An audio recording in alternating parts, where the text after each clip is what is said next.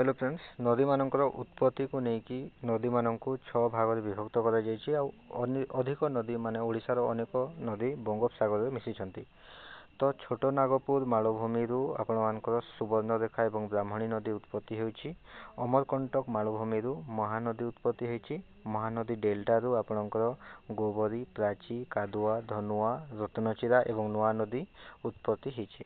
केन्दुझर मालभूमि आपणकर बैतरणी नदी उत्पत्ति होइछि। पूर्व घाट पर्वतमालार पूर्व ढालू बुढ़ाबलंग, ऋषिकुल्या और सालंदी नदी उत्पत्ति होइछि।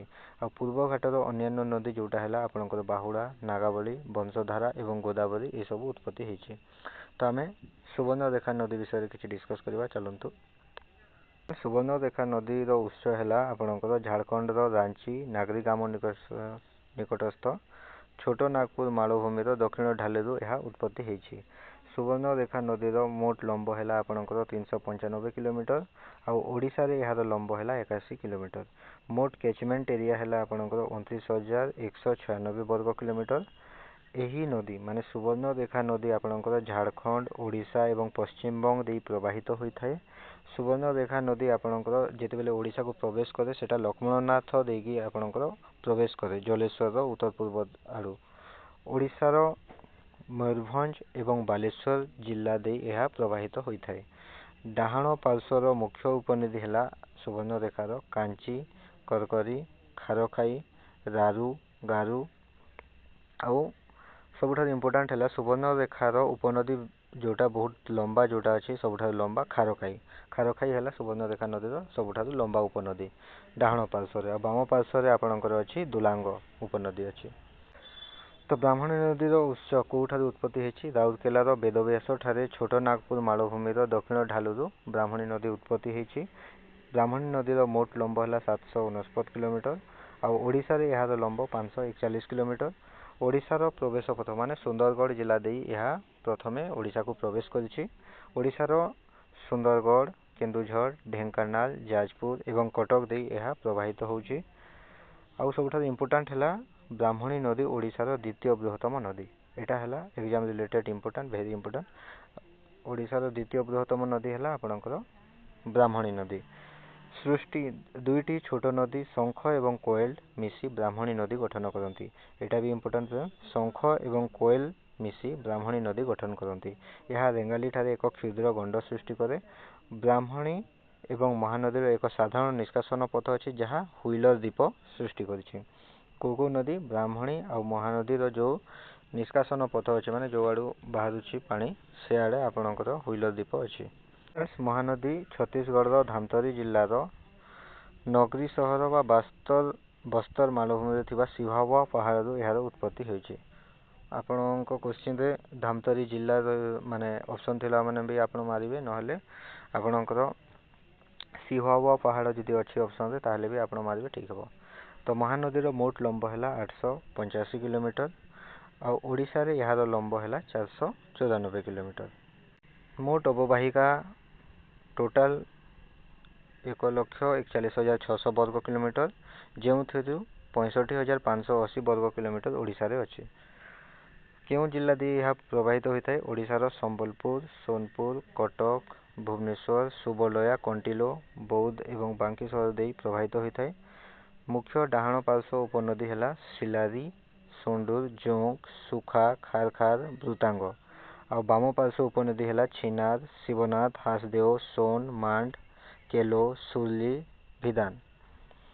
यही नदी रे बारंबार बन्या आसुथवारु याकू ओडिशार दुख बा सोरो ओ पड़िशा कहा जाए। तो सोरो ओ पड़िशा आपणकर महानदी को कहा जाए।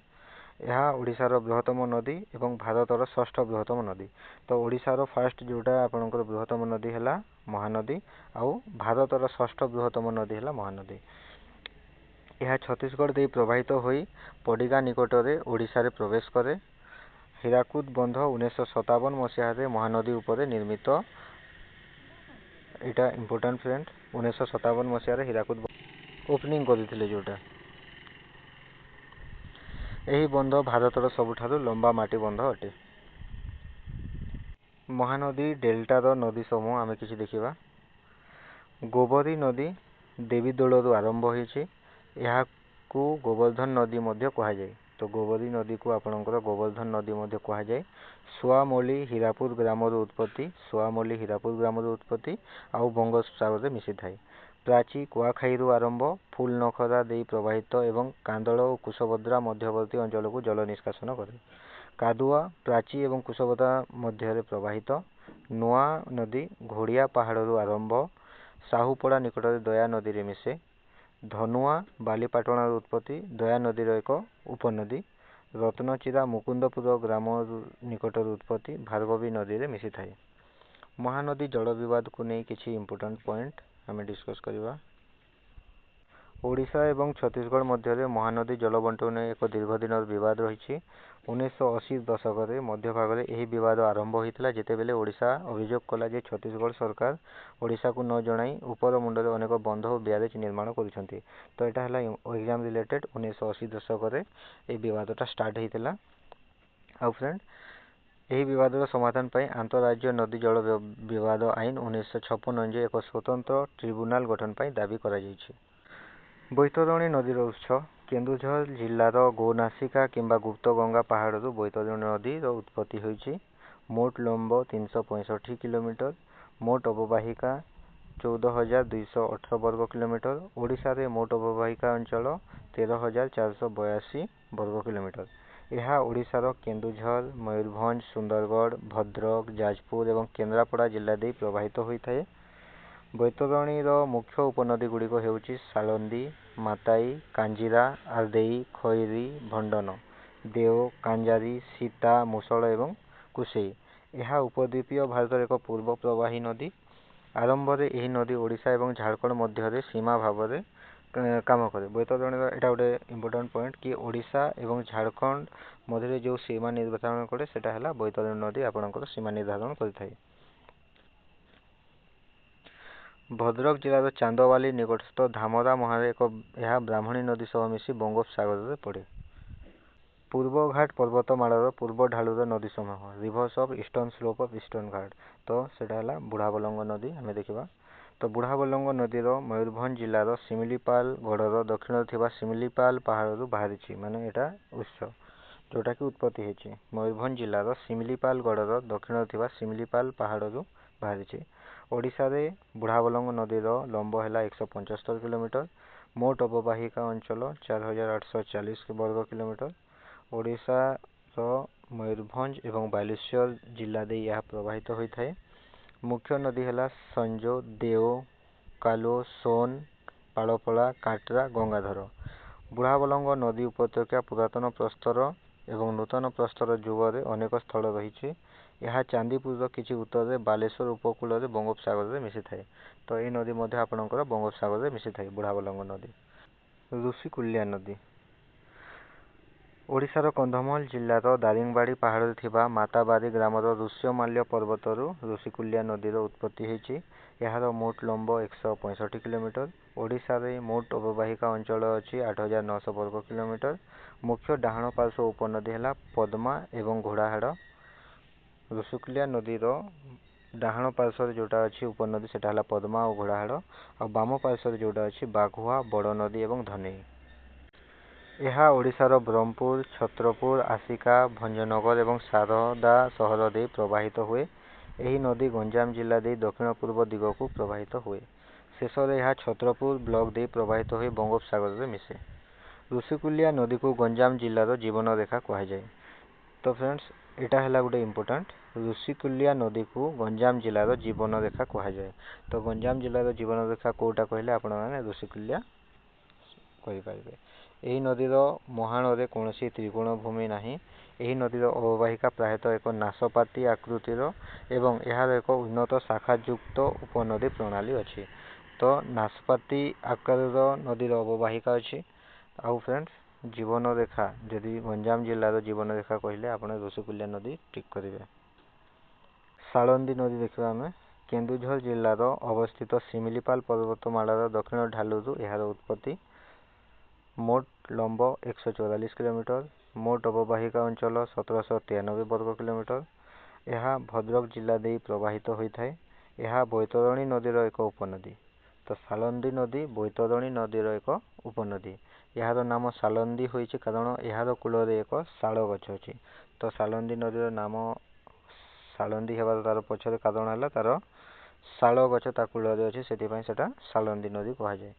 ସାଲନ୍ଦୀ ପ୍ରକଳ୍ପ ଅଧୀନରେ ଏହି ନଦୀ ଉପରେ ହଦଗଡ଼ଠାରେ ଏକ ବନ୍ଧ ନିର୍ମାଣ କରାଯାଇଛି। ବାହୁଡ଼ା ନଦୀର ଉତ୍ସ ହେଲା ଗଜପତି ଜିଲ୍ଲା ପୂର୍ବଘାଟ ପର୍ବତରେ ଥିବା ରାମଗିରି ପାହାଡ଼ରୁ ବାହୁଡ଼ା ନଦୀ ଉତ୍ପତ୍ତି ହୋଇଛି।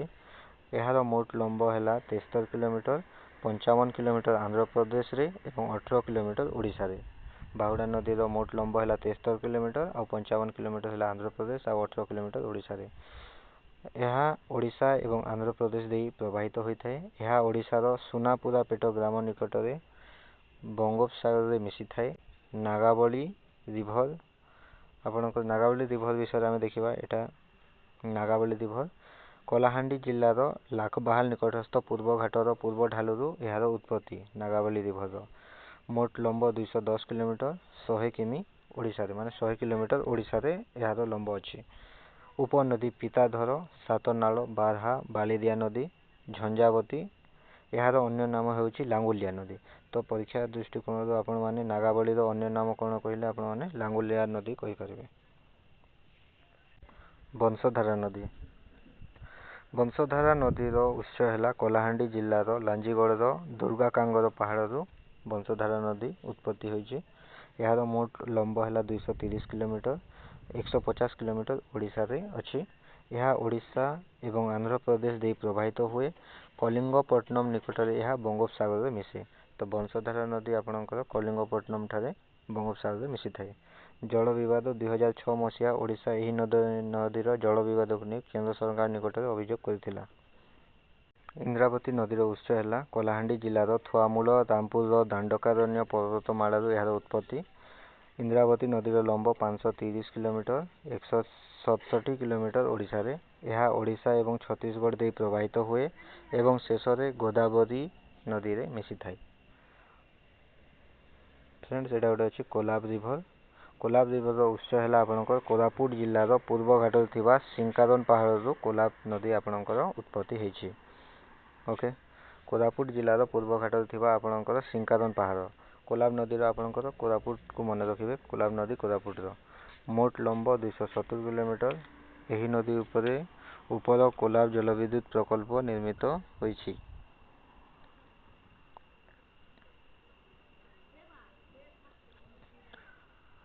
ମାଛକୁଣ୍ଡ ସିଲେରୁ। ମାଛକୁଣ୍ଡର ଅନ୍ୟ ନାମ ହେଲା ସିଲେରୁ ନଦୀ। ଓକେ, ତ ମାଛକୁଣ୍ଡକୁ ଆପଣମାନେ ସିଲେରୁ ନଦୀ ମଧ୍ୟ କହିପାରିବେ। ଆନ୍ଧ୍ରପ୍ରଦେଶର ଉତ୍ତର ପୂର୍ବଘାଟ ପର୍ବତମାଳାରୁ ଏହାର ଉତ୍ପତ୍ତି। ତ ମାଛକୁଣ୍ଡ ଆପଣଙ୍କର ଆନ୍ଧ୍ରପ୍ରଦେଶର ଉତ୍ତର ପୂର୍ବଘାଟ ପର୍ବତମାଳାରୁ ଉତ୍ପତ୍ତି ହେଇଛି। ମାଛକୁଣ୍ଡ ନଦୀ ସିଲେରୁ ନାମରେ ମଧ୍ୟ ଜଣାଶୁଣା। ଓକେ, ଏହା ଓଡ଼ିଶାର ଦକ୍ଷିଣ ପଶ୍ଚିମ ସୀମାରେ ମୋଟୁ ନିକଟରେ ଶବରୀ ନଦୀ ସହ ମିଶିଥାଏ। ଦେଖନ୍ତୁ, ଓଡ଼ିଶାର ଦକ୍ଷିଣ ପଶ୍ଚିମରେ ମୋଟୁ ଠାରେ ଶବରୀ ନଦୀ ସହ ମିଶିଥାଏ। ଏଠାରେ ବାଲିମେଲା ଜଳଭଣ୍ଡାର ନିର୍ମାଣ କରାଯାଇଛି।